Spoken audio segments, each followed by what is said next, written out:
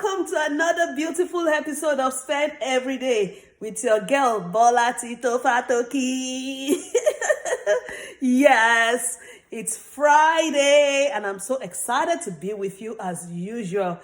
To my new subscribers, I want to say thank you. To the old ones, I want to say you guys are doing an awesome job. To all my parents out there, educators, and individuals with exceptionalities, I want to say you guys are awesome. You are the real superheroes. Your girl is here today to continue on the topic life skills. And of course, our focus right now is daily living skills. And today, we are going to be talking about cooking skills. Yes, I said cooking. Cooking is a daily living skill. How do we survive without food? How do we survive without water? Yes, I know that most times parents will say, oh, I'm always there. I'm going to prepare my child this meal. Oh, I'll always be there to make food for my child. Oh, I can get someone to deliver food. Just think of the what ifs. There are even countries that do not have food deliveries like that. So if in a country like that, you're watching me, oh, this is cool. This is for you. And just think about it.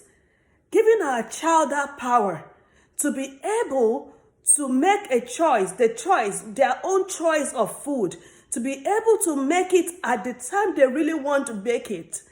That is power. That is independence. That is a way towards independence.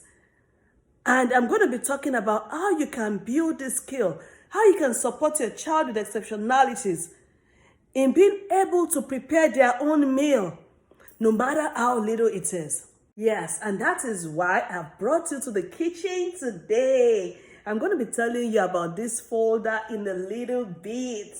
You can see Mr. Spider-Man in the kitchen. Oh, yes.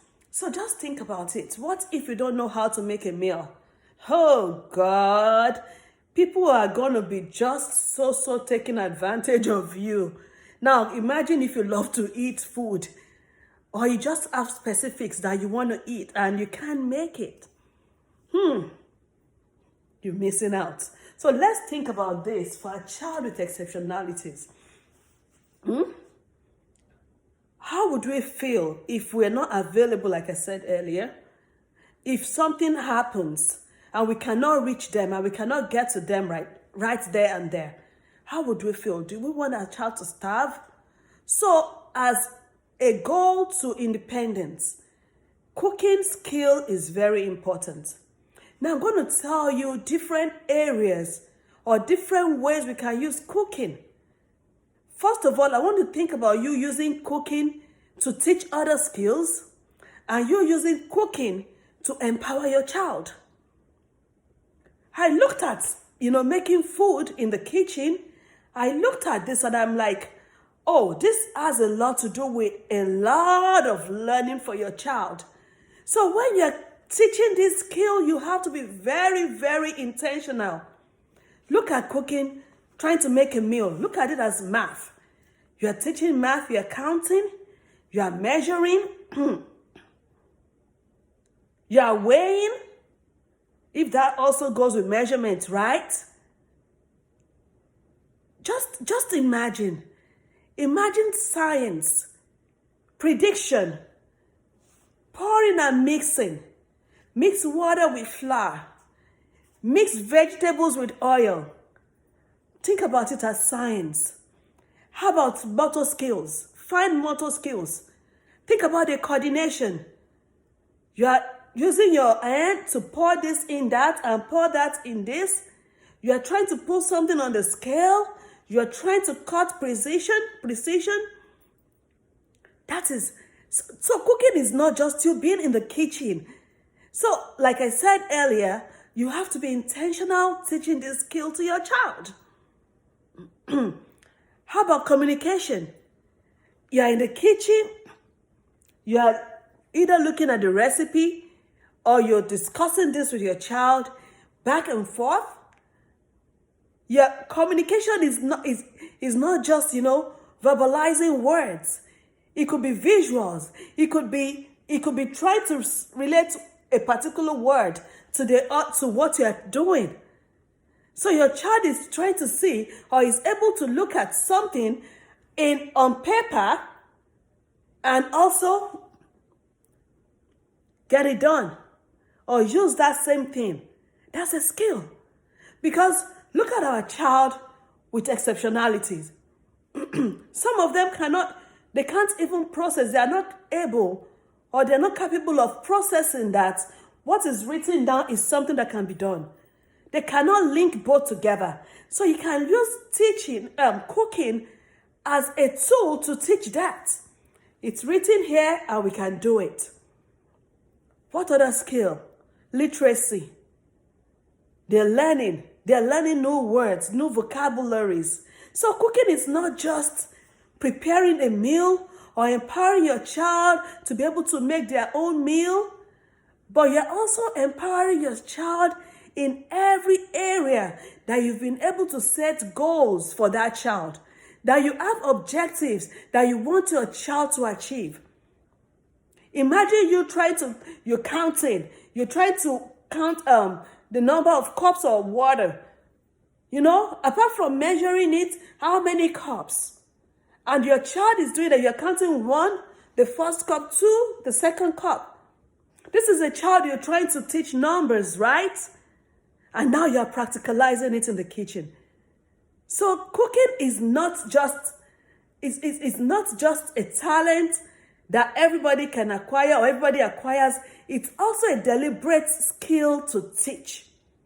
So today, I'm going to be going through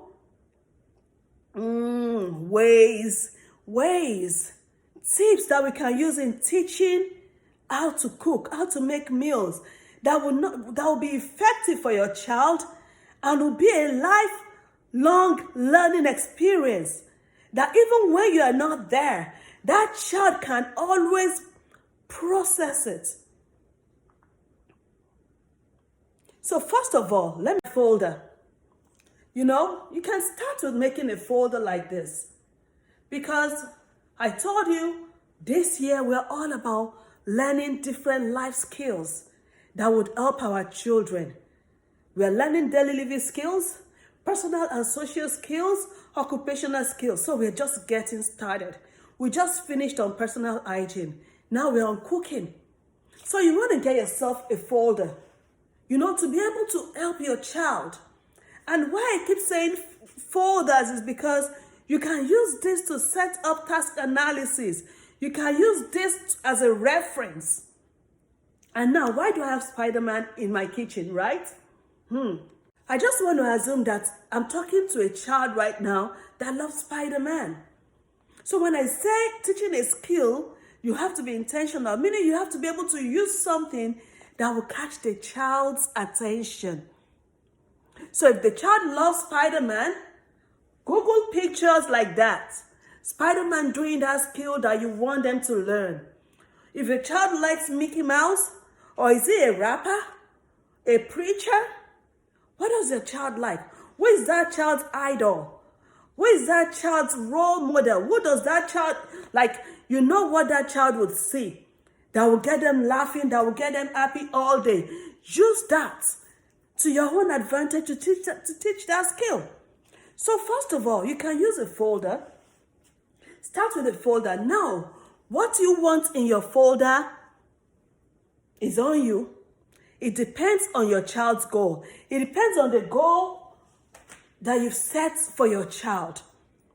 So now, assuming that I want my child to be able to learn specific, food, how to make specific meal, you can put the recipe in it. So now I'm going to get back to the use later when I finish all my tips, and I'm going to tell you how you can put that in the folder. So how do we teach cooking skills? Remember, cooking is not just a skill, like I said, about preparing meals. And the kitchen can be a very dangerous place. When I say very dangerous if you're not careful. It is an environment where you have to first teach safety. Safety first. Your child needs to learn safety, so you can't rush it. You cannot rush teaching your child to step in the kitchen. In fact, a lot of parents are holding off in getting their child to the kitchen because they're scared. They don't know how to go about it. We have knives, we have electricity, we have hot water, we have the stove, we have the microwave, we have the toaster, we have the kettle, and anything can happen. So you want to first of all teach your child safety. And how do you teach this to your child? First, take a tour to your kitchen. It may look like this child has been living in the house with you for 20 years, for 10 years, for 5 years. Never assume that they know everything about the kitchen. Never assume that they know what is dangerous and what is not. So you want to first of all teach your child how to move around the kitchen. You want to deliberately show your child and explain to your child what each thing, if not handled carefully, what can happen. So you want to teach safety. You want to be able to talk to your child about, if there's water on the floor and you sleep, this can happen to you, or this would happen to you. If you hold knives a certain way, this can happen. Imagine me putting my pot like that. Why do I have the handle turned inside? You want to let your child know that it's turned inside because if it's all the way out and somebody moves in or he accidentally eats on it, the whole thing can fall off. What if it's if there's something hot in it? So you want to deliberately first teach safety in the kitchen. You want your child to understand. And I'm telling you, and I keep saying safety because for our individuals and exceptionalities, for any human being on earth, whatever thing we do, we have to be careful. Now look at our children. We don't want to put them in danger. We don't want to teach them the road to independence and in the process, bring them back again. Because just assume your child is learning something and then the next thing gets burnt with hot water or the knife cuts his hand. That's like another 1 week step back. The child may even be forever scared of wanting to touch the knife or whatever thing that happened to him. So safety is very important. We need to teach safety first. Number 2, like I said earlier, never assume your child knows everywhere or everything in the kitchen. Walk your child around the kitchen and name the objects, name the utensils, name the tools that you have, name the equipment you have in the kitchen. Name them. Let them know. In fact, I always advise for visuals, label your cabinets. The pots here, put a picture of a pot. The cutleries are here, put a picture of the cutleries. This is the refrigerator, put a picture there. This is the microwave, put a picture. And this takes me to the next tip. Or the next skill you're learning while cooking is the vocabularies. What are the vocabularies? Remember, you're labeling to you. You are showing the location to you, but they're also learning words in the kitchen. You are teaching spelling. You are teaching them to identify. You are teaching them to be able to relate those words they hear in movies, while reading. Other people say it, and they can use those words. So you don't have to point at stuff for your child. So when you want to really ask your child to put something in the microwave, he knows what the microwave is. When you want your child to get the blender, he knows what a blender is. And not just that. Even if he's not able to communicate or spell it, he can recognize it. You teach vocabularies so that when your child needs to prepare a meal, he's used to those words. He's used to seeing them. So even if the picture is not there, he has been able to relate the spelling of those words with the picture. And then if he sees it somewhere else another time, he can align it. He can put the information together and be able to make use of it. And why do we also teach vocabularies? Now imagine, in cooking we use a lot of measuring terms, cup of, liter of, spoon of. So you want your child to be used to that. You want to show that. And you can practice vocabularies by showing as well. And then how to use it. How do I use it? Or if they say a cup of, how do I use it? You cannot be able to teach cooking or to teach your child to prepare a meal if your child cannot even identify or know what he's looking for or what he's supposed to do. Or he doesn't even know what a bowl is. So if you're on the phone somewhere and you're like, oh, I'm running late, get a bowl and put some milk in it. Your child already knows. He's seen the picture of the milk. He's seen the picture of the bowl. And he knows what next to do. And furthermore, you want to teach your child to be able to read recipes. How do you teach your child to read recipes? My advice, I always tell people, make sure you do it from the scratch.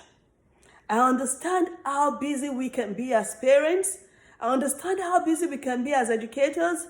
But it's always advisable to get your child to start with you from the beginning.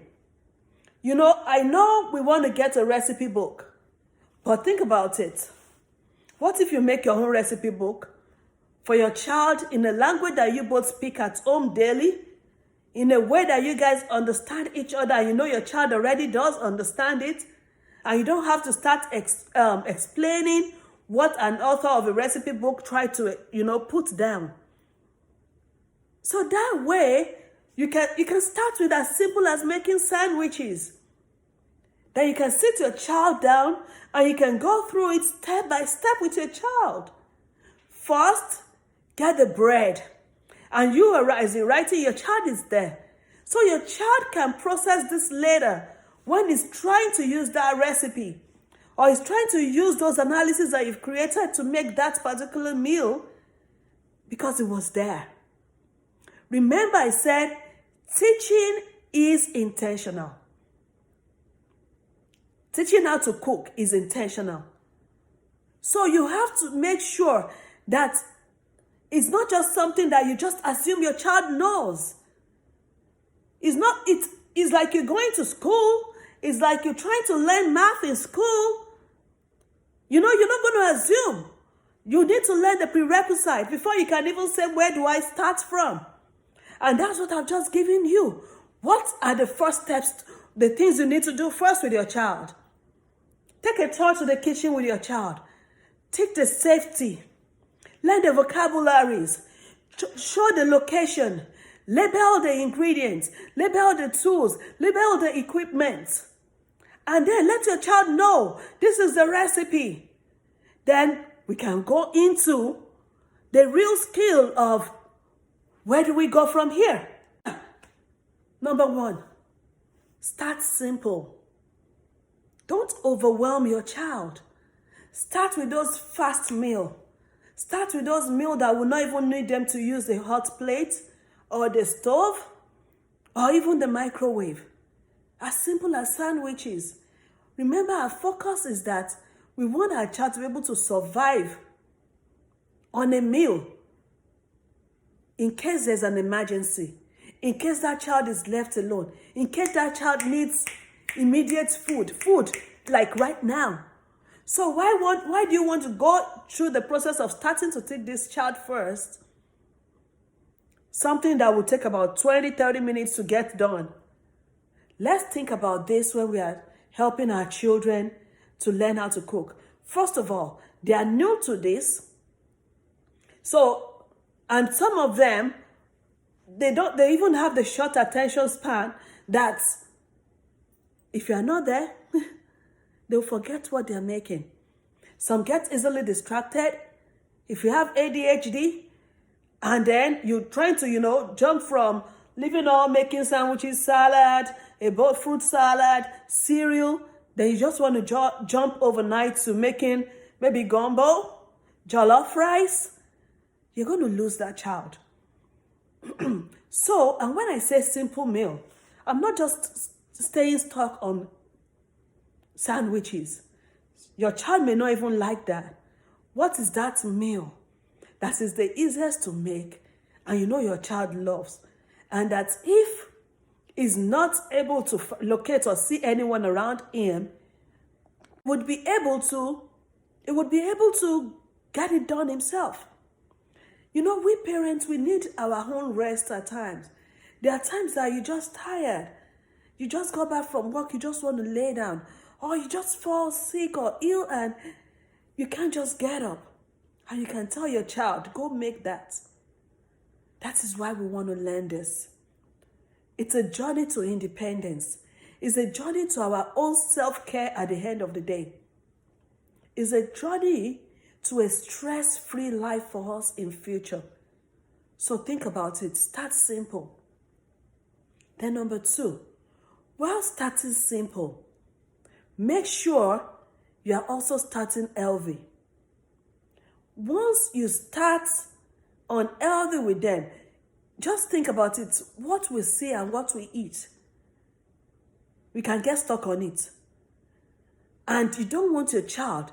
Think about your child's health.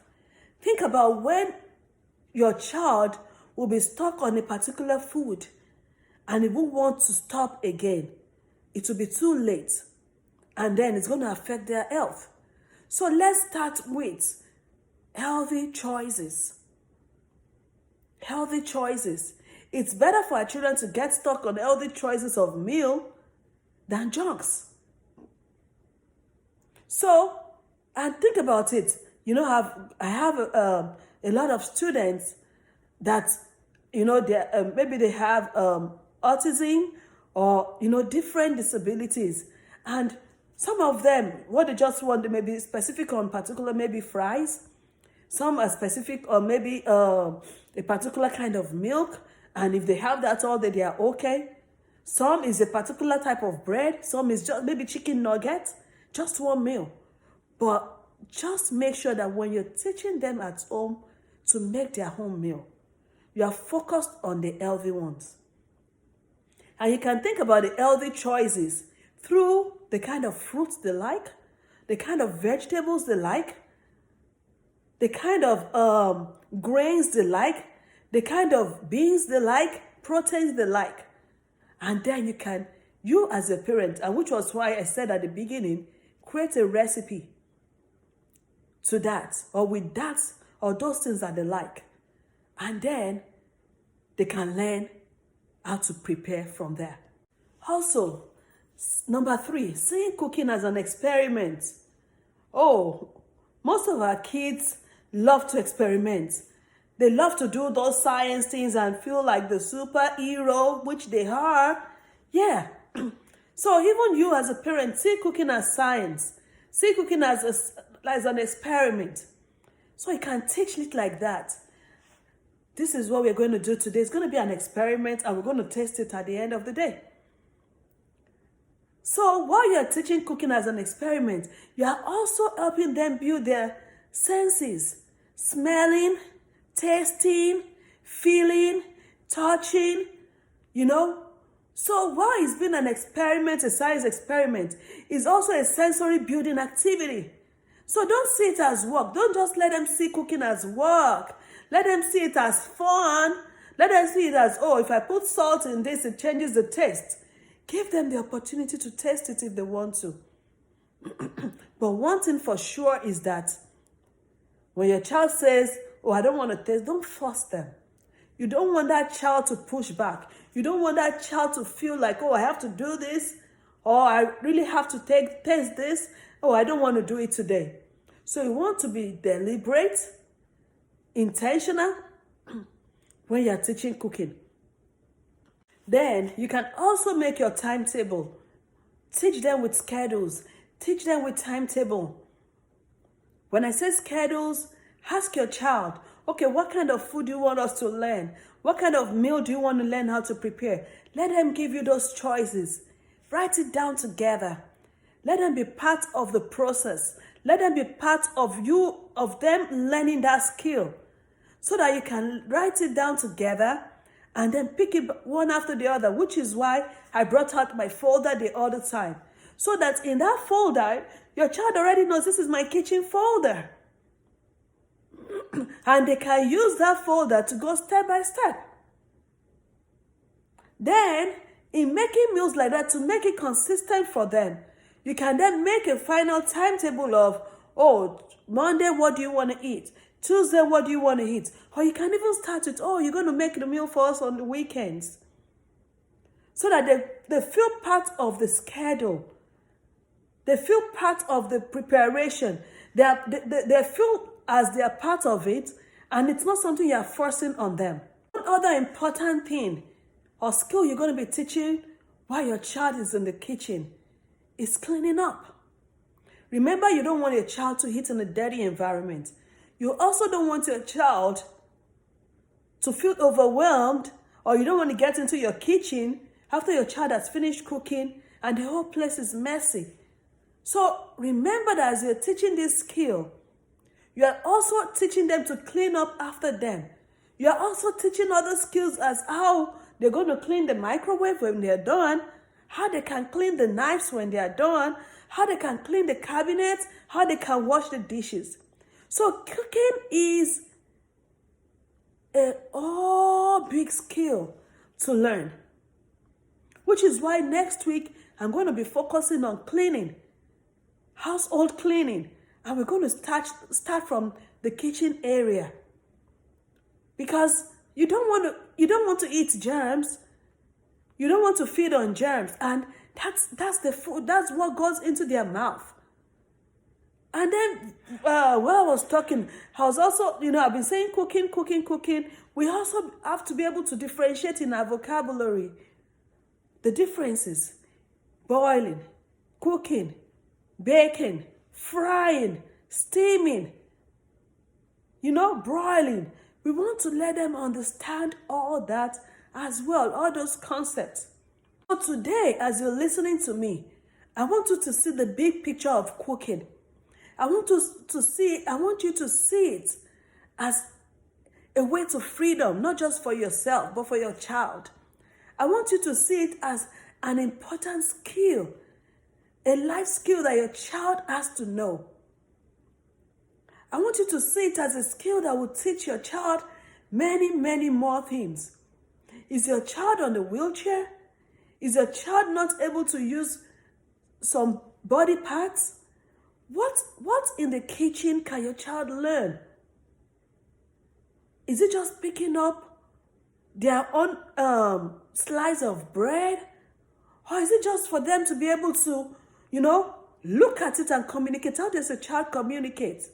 So for some people watching me today, it may not even be your child preparing that meal because they are not able to.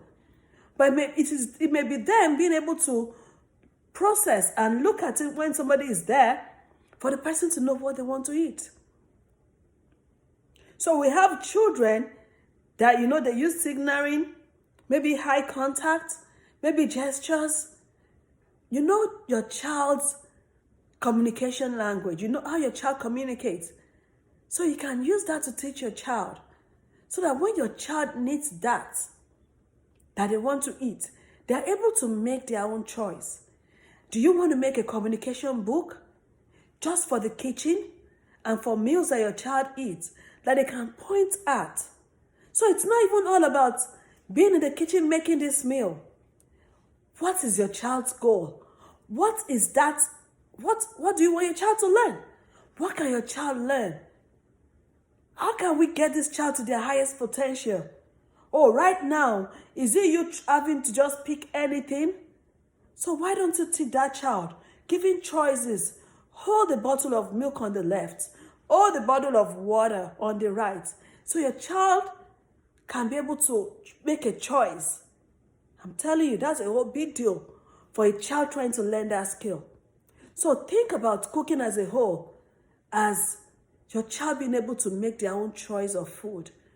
Your child being able to get what they want at that time. Your child being able to go in the store with you or anybody and they know what they want and they can communicate it. Yeah. So thank you again for watching me today. You know, I'm going to give a quick recap. I talked about those skills that can be achieved while learning how to cook. I mentioned that we can learn skills like literacy, communication, math, sensory skills, motor skills. I even said science. And I talked about what are those things we need to know first, or we need our child to know before we just delve into cooking, or before we just get them to start learning how to make the meal. Yes, I talked about safety. Teach your child safety. How do you teach the child safety? You let them identify the things in the kitchen, the ones that could harm them, what could hurt them. We talk about the boiling water. We talk about placing the pot on the stove, putting food in the microwave, what they need to cover the food, how to boil water, when they're frying, what they can do and what they cannot do. We talk about learning the vocabularies. So your child won't just be stuck in, oh, that thing, this one. If they're able to sound their words out, and then they can be able to relate these words or these vocabularies when they see it in recipes or in their task analysis. We also talk about labeling the cabinet, or where you store the foods, where you store your cutleries, your pots and all that, the kitchen utensils. Label it. Put pictures on them. So your child will be able to relate and know exactly where to go to. If it's going to be where we have the dangerous stuffs, label it. So they know that, okay, when I'm opening this cabinet, I need to be careful, you know, and let it be where they can easily reach, so they don't trip while trying to get it or get whatever thing they want to get. Also talked about teaching them how to read recipes. And by so doing, that, you can help them, you can support them by creating the recipes for them and with them, you know, so that you can use terminologies or vocabularies that you both are used to at home and they understand. Then I moved ahead to now tell you how they can then learn how to cook, how they can learn how to make their own meals, how they can be enticed or happy to want to make their own meals. Yes, I talked about starting simple. Don't overwhelm them. Start with a very simple meal. Something that doesn't have to be baked, cooked, fried.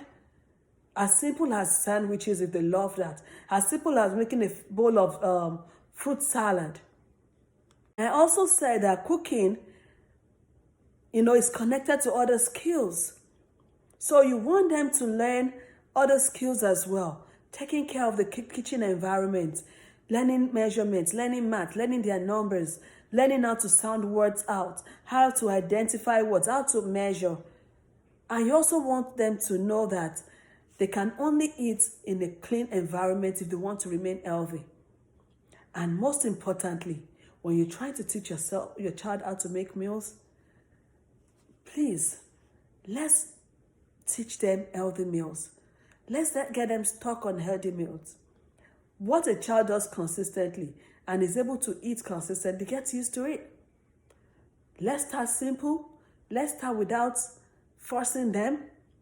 And then let's use idols, people that they want to see, pictures they want to see around them, to create their folders, to beautify the kitchen environment, so that they want to go in that environment thinking their superhero is in there with them.